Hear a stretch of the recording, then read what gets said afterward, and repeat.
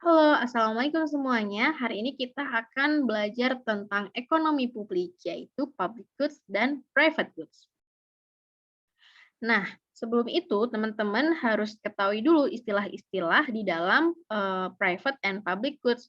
Yang pertama ada istilah rival consumption. Jadi rival consumption ini disebut ketika seseorang mengkonsumsi barang tersebut, maka orang lain tidak bisa menikmatinya. Jadi memang seolah-olah barang tersebut adalah barang milik pribadi karena orang lain tidak bisa menikmati dan mengkonsumsi barang tersebut. Yang kedua yaitu adalah non-rival consumption, yaitu konsumsi seseorang yang tidak mengganggu atau terganggu atas konsumsi orang lain. Lalu kemudian yang ketiga yaitu adalah exclusion, yaitu mengeluarkan atau menghindarkan individu ketika mengkonsumsi barang.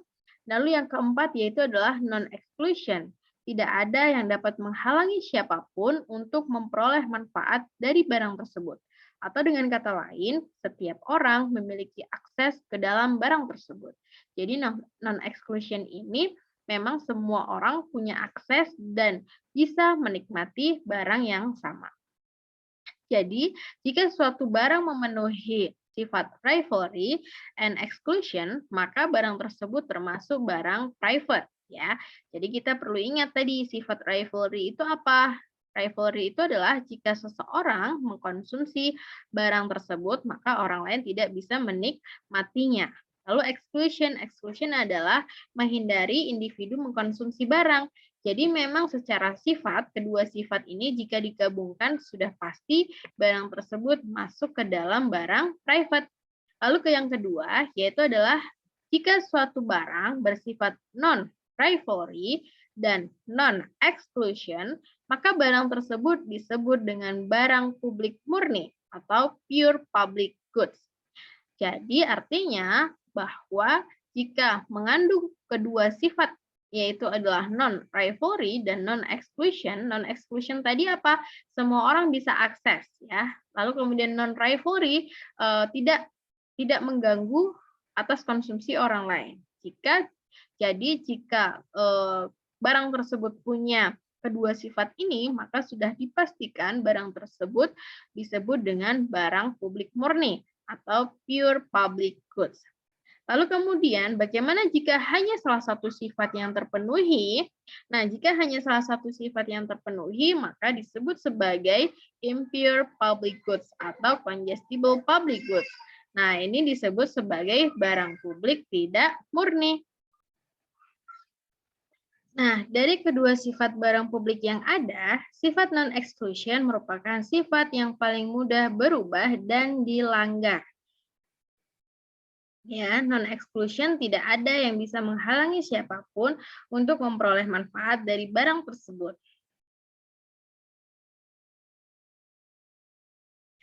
Sifat yang tidak bersaing atau non-rivalry dapat dipertahankan sepanjang barang publik tidak mengalami penurunan kuantitas dan kualitas yang tersedia, sehingga konsumen berikutnya bisa menikmati barang dengan kuantitas dan kualitas yang sama.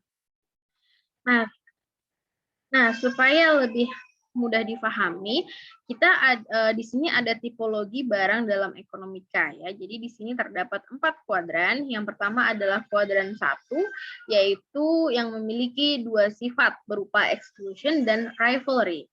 Nah, kuadran 1 disebut sebagai private goods. Lalu kemudian kuadran 2 ini yang memiliki sifat non-exclusion dan rivalry. Maka di sini disebut sebagai sumber daya bersama. Lalu kemudian yang ketiga, kuadran ketiga di sini adalah exclusion dan non-rivalry. Nah, di sini adalah disebut sebagai barang club goods ya istilahnya. Lalu kemudian yang keempat, kuadrat 4 di sini adalah yang mempunyai sifat non-exclusion dan non-rivalry atau disebut sebagai public goods.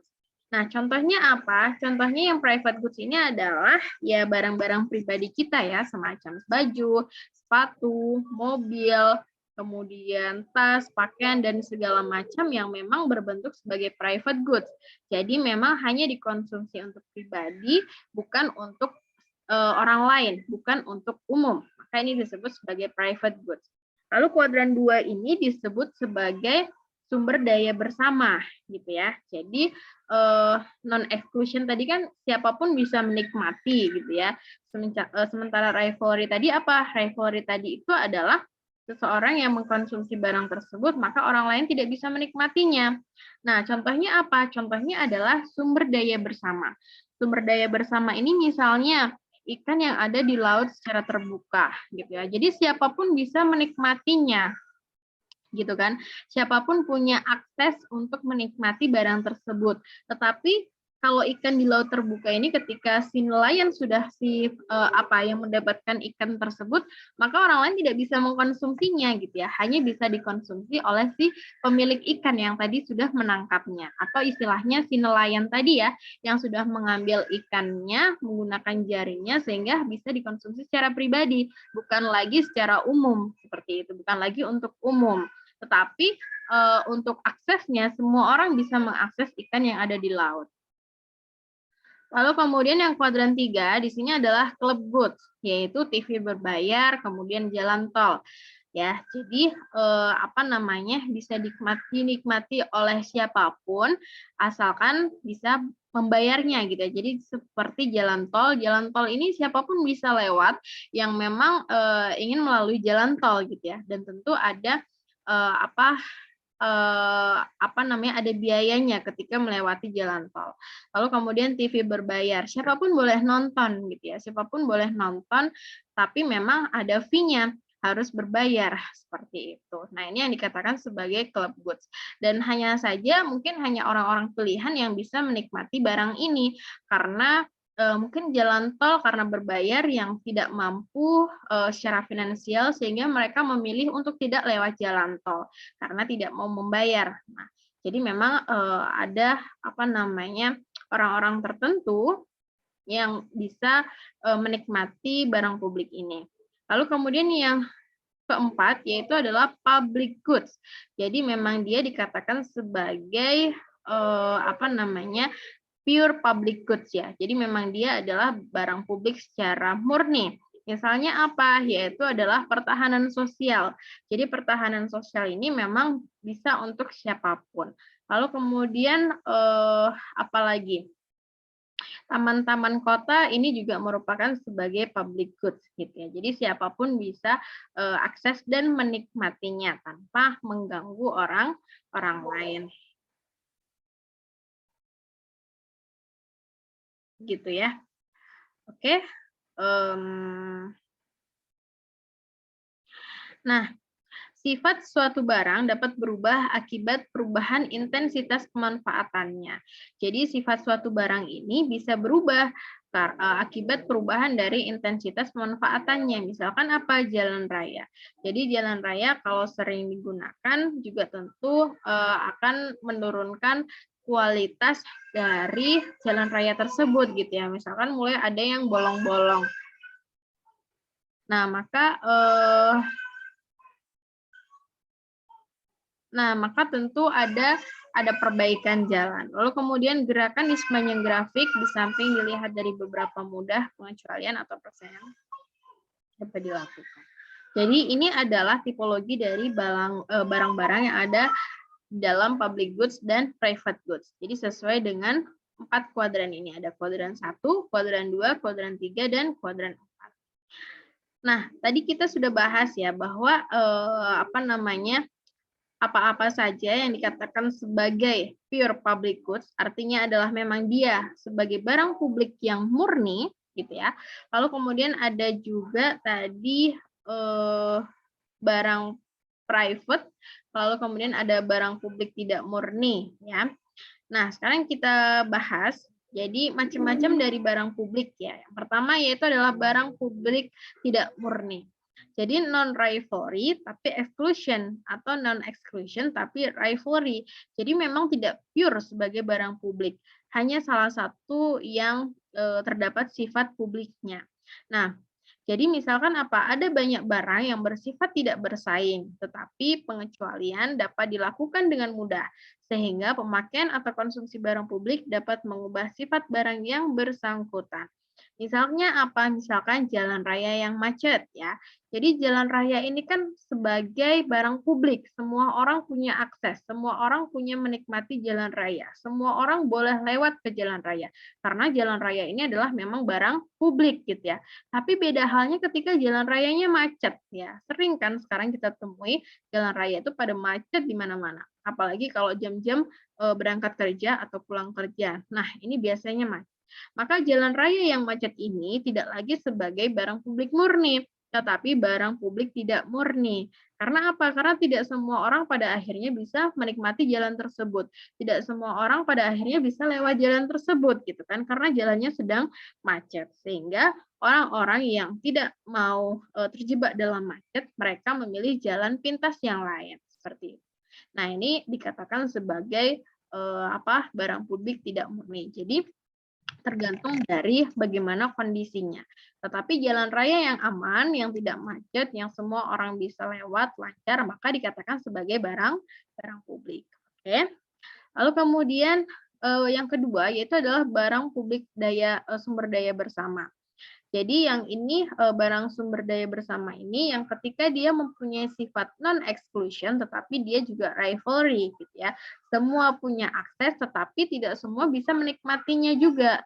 Tidak semua bisa memilikinya gitu ya. Jadi coba kita kalau bingung kita lihat lagi di sini ya istilahnya. Jadi kan tadi non-exclusion ya. Jadi setiap orang punya akses ke dalam barang tersebut, tetapi dia juga rival consumption, yaitu seseorang mengkonsumsi barang tersebut, maka orang lain tidak bisa menikmatinya, ya. Jadi ini yang dimaksud di dalam barang sumber daya bersama. Dia punya sifat non-exclusion, ya. Setiap orang punya akses untuk memilikinya, but rivalry gitu ya. Artinya barang yang sudah dimiliki tidak bisa diakses oleh semua orang. Jadi pemanfaatan sumber daya oleh satu orang mengurangi ketersediaan sumber daya ini untuk dapat dimanfaatkan oleh orang lain. Di sisi lain, sifat tidak dapat mengecualikan membuat manfaatan sumber daya ini terbuka bagi siapa saja. Misalnya apa? Sumber daya perikanan di laut secara terbuka atau ladang-ladang minyak gitu ya. Nah, jadi ini adalah contoh dari barang sumber daya bersama. Kita tahu bahwa ikan-ikan yang ada di laut itu kan sangat banyak ya. Jadi ini contoh dari barang sumber daya bersama. Siapapun boleh akses, siapapun punya hak untuk mengakses ikan-ikan yang ada di laut gitu ya. Atau para biota laut ini boleh diakses oleh siapapun. Tetapi ketika ikan dan atau teman-temannya ini sudah diambil ya, sudah diambil oleh nelayan yang satu, maka hasil tangkapan ikan tadi oleh nelayan ini tidak bisa dikonsumsi oleh nelayan yang lain gitu ya, karena sudah diambil oleh si nelayan yang satu tadi. Gitu ya. Nah, ini adalah sifat dari non-exclusion but rivalry seperti itu ya. Jadi ikan yang sudah ditangkap tidak bisa dinikmati oleh orang yang lain. Lalu kemudian ladang-ladang minyak, mungkin tersedia minyak di belahan bumi kita gitu ya. Dan semua orang punya hak untuk mengakses gitu ya. Tetapi satu orang yang sudah mengakses ini tidak bisa kemudian diakses oleh yang lain. Jadi ketika satu barang ini ladang minyak misalkan berapa ton ini sudah diakses oleh satu orang, maka tidak bisa dinikmatin diambil oleh orang yang lain seperti itu. Nah, ini adalah sifat dari barang sumber daya bersama atau non exclusion but rivalry. Lalu kemudian yang ketiga yaitu adalah barang klub. Barang klub ini adalah sebuah perkumpulan sukarela di mana semua anggota membayar sejumlah tertentu untuk memperoleh manfaat secara bersama. Barang ini memiliki karakteristik yang dapat mengecualikan tetapi tidak bersaing. Jadi misalnya apa? Kolam renang berbayar. Nah, ini termasuk dari barang klub gitu ya. Jadi, semua orang bisa punya akses untuk menikmati kolam renang, tapi yang mau membayar.